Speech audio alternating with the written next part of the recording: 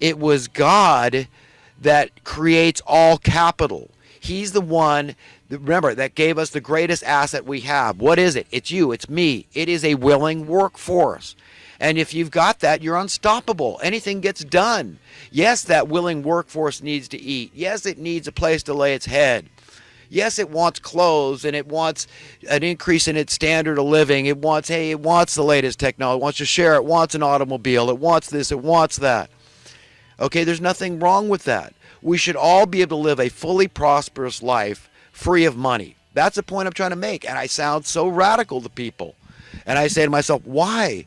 Because we've been trained that way. That it's just so far out the lines of norm for liberals, for conservatives, for anybody out there. I mean, the communists, what's their answer? The socialists, no, it's just take from others, the bourgeois, middle class, and give to those less fortunate. No, I hate you up and growing, going up the ladder, you middle class bourgeois people, you want to be like the uber wealthy. I know, I got your number. And so they know that the uber rich are the untouchable ones. They're the ones that are like too big to jail. Okay, they're too big to tax too, believe me. And that's what these communists kind of know that intuitively, and so they go after the bourgeois class. And that's a big mistake, because they're not your enemy. They're not causing the problems. They're under assault, under attack too by the oppressors. You want your taxes to go down. Poor people, rich people, okay, medium people, we've all got to work together to understand that, look, if you can have everything you have, all the goods and all the services you have, and you can, without others being oppressed, by allowing people to be free, then why wouldn't you want that? Why wouldn't you be willing to offer others the same world you want to live in? Well, you better be. You better learn to be, or else you're going to hell. Because you're a hypocrite, and you cannot rightfully, in any justifiable manner, stand before your Creator and answer for your belief system without admitting that you have rationalized, you have generalized, you have prescribed to an elitist form of hypocrisy, where you think it's what you want and is so good for you because you know this or that or the next thing, or you were born into this family or the next family, okay? But you're not willing that everybody share in that goodness, okay, that you possess, okay, by being born free, let's say, with a silver spoon in your mouth. Well, look, how are you going to answer to that? That's why I am who I am, and I like who I am. I'm a good American. I'm an egalitarian. And I believe in a rising tide of prosperity being the key to understanding this whole idea of how to find freedom, a means to an end through the money. Okay, this is defining progress. That's what I'm talking about. So have a meeting of the minds with people. And when you start hearing words being floated about like government or liberal or conservative or political, all these terms, okay, define the terms, please, so that you have a meeting of the minds, and therefore you can have a productive conversation based on precisely the definition of that word that you are both using in the conversation. But without that, you've got nothing. So freedom is definitely one of those terms that people have to really define. What are we talking about? Because you're free because you're not in jail? Are you free because you were born with a silver spoon in your mouth? Are you free because you have free speech? What are we talking about here? So are you absolutely free, completely? No. Nobody that lives in the society isn't. And so it's not going to help for all those people that hate money to say, okay, well, you guys just don't use money. Have fun with that. Okay, that's not going to work very well, is it? That is putting the cart before the horse. That's the wrong protocol. That's the wrong order of business.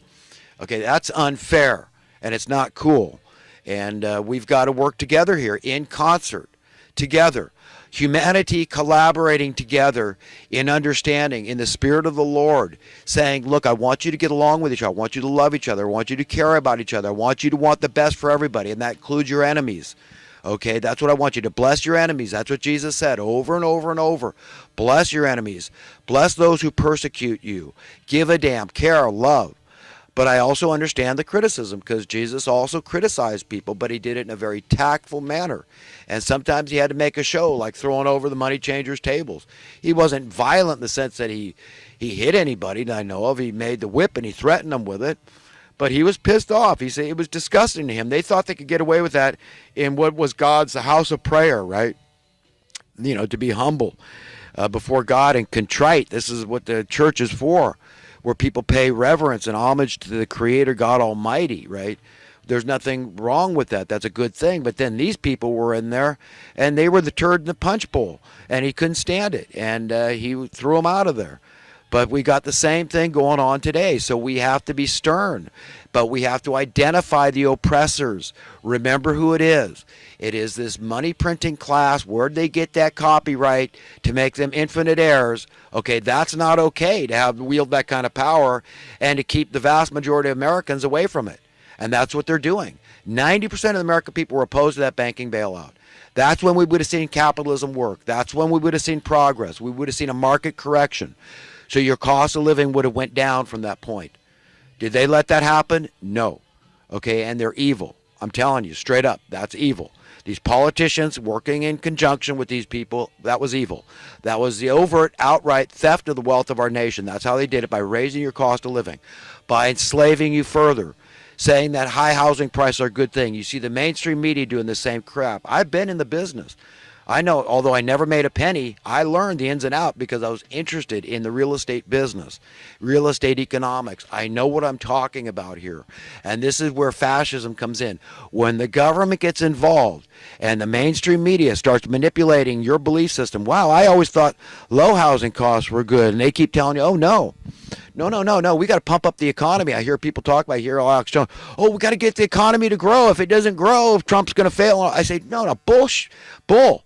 Okay, no. What you want is you want the worth of your currency to grow. That's all we have to do. That's all we have to do to see some relief, okay? To see crime subside, to see the national debt subside, to see dubious war subside. This will help all the way around, to see our sense of fear and burden alleviated. This is the way out. The insecurity, financial insecurity. When you start seeing a trend, a trajectory for a while here, if you start seeing even a little bit, if you start seeing hope, light at the end of the tunnel where your currency is going up in worth, it's going to feel good, okay? That's what you're looking for. That's the evidence that you should be looking for if they're making any progress. Okay, but remember, the establishmentarians that are pro, eugenicists, that pro Georgia Guidestones and reducing the population by 90%, they're going to fight tooth and nail against it because they want your standard of living ever lowering. They want more and more burden put on you because that's how they lower your standard of living. They make it harder and harder and harder for you to just stay in one place. That's it, to not even get ahead. And I ask anybody out there, if you're getting ahead and your numbers continue to grow, I ask you, who's paying this national debt? Did you ever wonder that? Well, I'm here to tell you, it's those people dying out in the cold today. Okay, and Alex Jones says we got to, our poor have it better than anywhere in the world. Well, I don't know how much worse it can get. I don't know how, then allow your veterans that fought and, killed for your nation, okay? We're allowing them to die out in the cold. And we're spending $50 billion a year to prevent that with Section 8 housing. Can you imagine that? So what is the answer by these establishmentarians? Oh, you need to spend another $50 billion or maybe $100 billion, better yet. Maybe then we can end homelessness. But these people don't want homelessness ended. They need an example in order to extract these exorbitant rents and mortgages that they do. They need to point to them and say, look, there's people dying out in the cold, so you better pay. No matter how high it is. I don't care if you got to work 80 hours a week. You better crack that nut, baby, and you better pay that rent. And just shut up and be happy or I'll kick you out of here and you'll be dead dying under the bridge, okay? Because you're going there if you don't pay the rent anyhow. So just shut your beak and do what I tell you. And it's going to get worse and worse. And the division is getting more and more acute. In California, the majority of residents are renting now. Okay, see what that feels like. You think you're exempt in Texas? You have fun with that. You have fun with the mainstream media telling you how great high housing costs are, how wonderful this is, that the property values went up. What a crock. Did the worth go up? Hell no. No, the worth of your currency went down, and the government gets more property tax. They're all happy. All the police and everything get to drive new vehicles, and the city council gets to give themselves raises, the supervisors, all this crap.